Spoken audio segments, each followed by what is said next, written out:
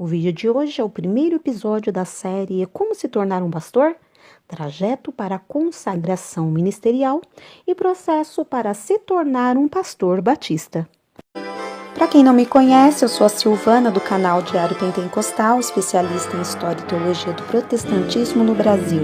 Se você ainda não é inscrito, se inscreve no canal, deixe seu curtir e compartilhe com seus amigos para que mais gente conheça o canal.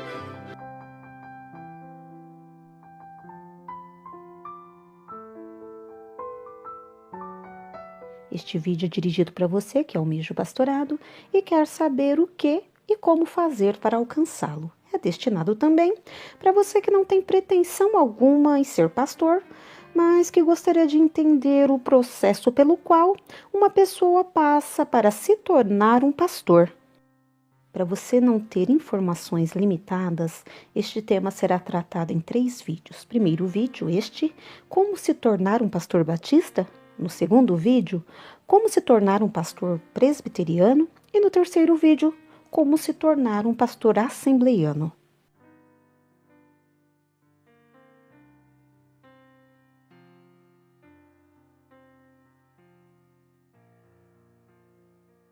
Este primeiro vídeo da série Como se tornar um pastor está dividido em 2 partes. Parte 1, processo para ser consagrado ao ministério, e parte 2, processo para a sucessão pastoral. Para produzir este vídeo, utilizei um documento batista por título Exame e Consagração Ministerial. É um livro com 22 páginas, publicado no ano de 2011 pela editora Convicção, produzido pela Convenção Batista Brasileira. O sumário é composto por apresentação, introdução, convocação do concílio, constituição da diretoria do concílio, exame da pessoa candidata, o ato de consagração com imposição de mãos e modelos. Quando uma igreja decide consagrar uma pessoa ao ministério pastoral, é porque já reconheceu as qualidades espirituais, morais, intelectuais, teológicas e evidência de chamada divina da referida pessoa ao desempenho dessa tarefa. E tudo isso é baseado na história da igreja do Novo Testamento. O documento é, então, uma recomendação para tal.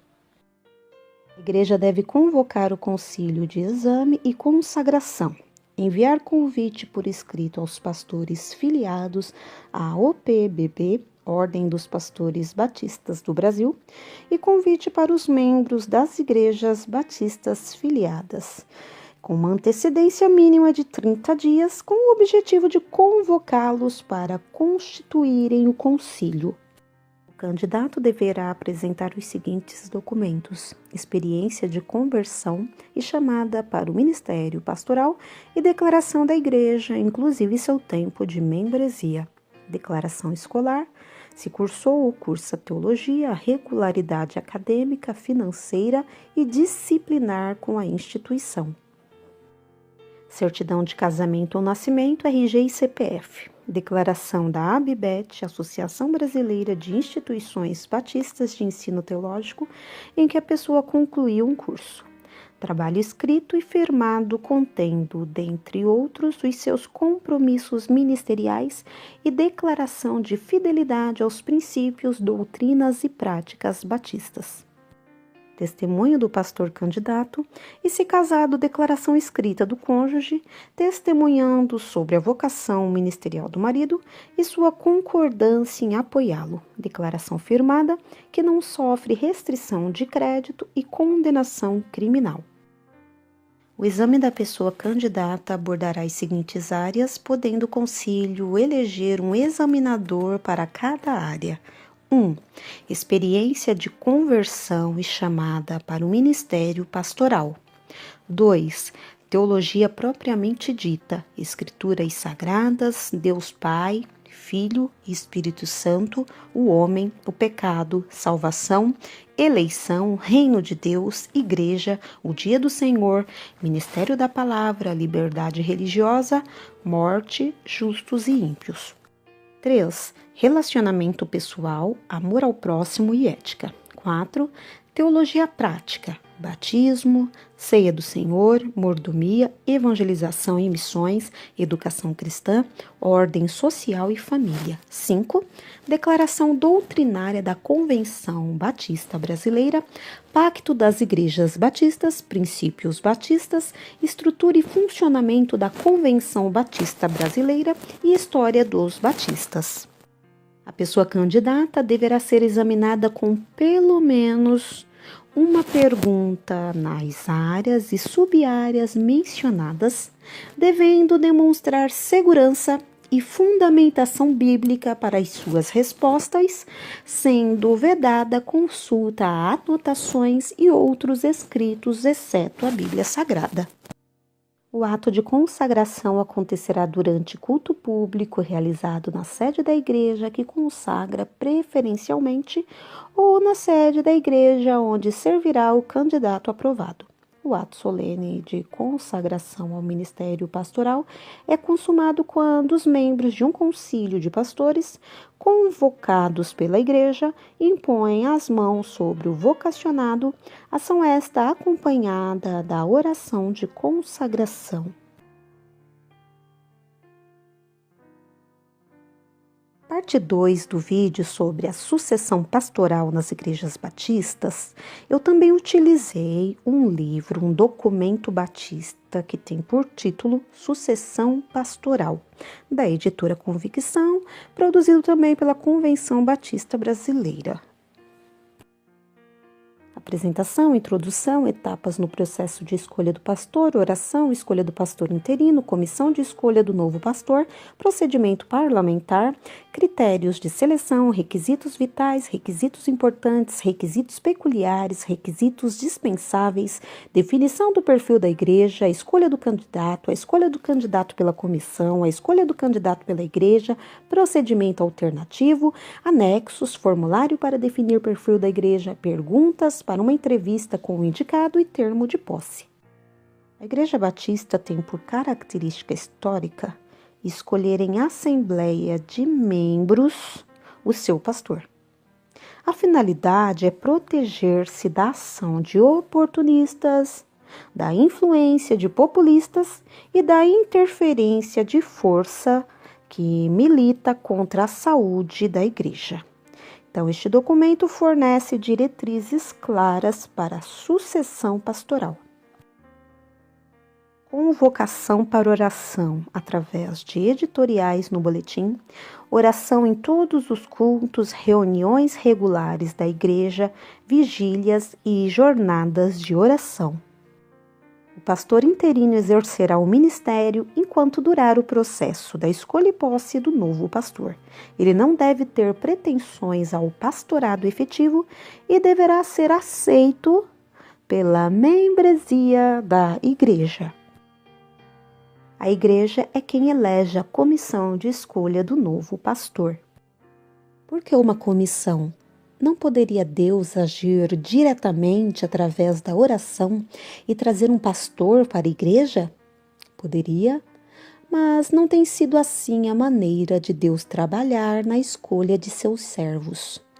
Quando Deus precisou ungir Davi para ser o rei de Israel, mandou Samuel para a casa de Jessé. Foram postos diante de Samuel todos os filhos de Jessé. Deus foi dizendo a Samuel: não é este. Para escolher o sucessor de Judas no grupo apostólico, Deus usou o sistema de sorteio dentre aqueles que inicialmente possuíam a qualificação fundamental de ter acompanhado a Jesus, convivendo com os demais apóstolos durante seu ministério terreno. Foram separados 2 e a sorte foi lançada entre eles. Aprendemos que Deus trabalha por caminhos humanos para escolher seus servos humanos. Caráter representativo, pessoas maduras. Cada membro da comissão deverá ser um pesquisador dos interesses da igreja. Não poderão compor a comissão os remunerados pela igreja e nem mesmo seus parentes. A comissão fará muitas reuniões e alguns de seus membros poderão ter que viajar para visitar igrejas de pastores indicados. São objetivos da comissão de sucessão mobilizar a igreja para a oração em favor da escolha do novo pastor, recolher indicações de nomes da forma mais democrática possível, sugerir um perfil do pastor a ser escolhido. Este perfil pode ser apresentado à igreja para votação. Escolher um único nome que será levado à Assembleia Geral da Igreja. Se o nome indicado pela comissão for aceito pela igreja, o pastor será convidado a passar alguns dias pregando e convivendo com a igreja. Então haverá uma assembleia extraordinária para decidir se o pastor será ou não convidado. Se o for e aceitar, o trabalho da comissão estará encerrado. Se o nome indicado não for convidado ou se não aceitar o convite, a comissão retoma os trabalhos para indicar um novo nome dentre os nomes já sugeridos pelos membros da igreja, podendo abrir espaço para receber novas indicações. Nas reuniões da comissão de sucessão, deverá ser reservado tempo para oração e conversa sobre os nomes que os membros da igreja sugeriram. Procedimento parlamentar. Uma vez que elegeu a comissão, a igreja transferiu para ela a tarefa de apresentar os candidatos em assembleia. Assim, todos os nomes de candidatos deverão passar pela comissão. Votação dos candidatos mais prováveis. Encontro informal com o candidato. O candidato poderá ter um encontro informal com a igreja toda antes da votação na plenária. Em torno de 70% de votos favoráveis para que o candidato seja aprovado. Apresentação para o plenário das qualificações do candidato. Todos os membros da igreja terão o direito de fazer perguntas e serem esclarecidas. A votação será secreta.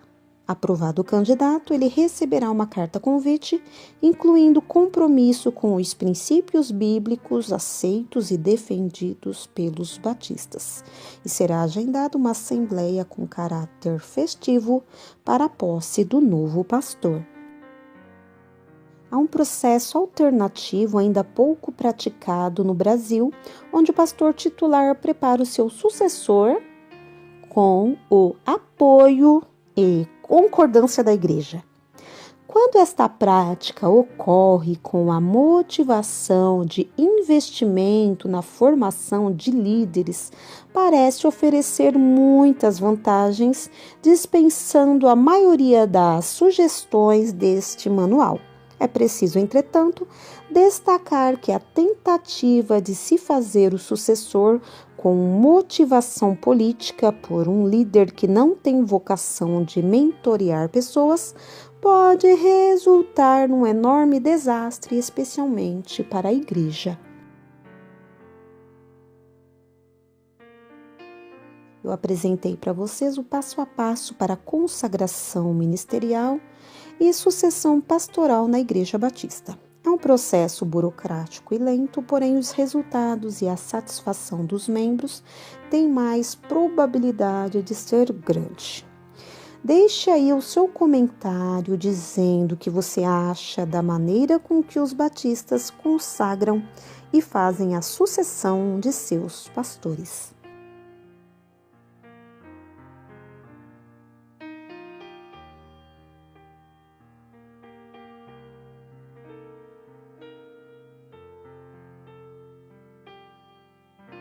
No próximo vídeo, vamos conhecer como os presbiterianos consagram e escolhem os seus pastores.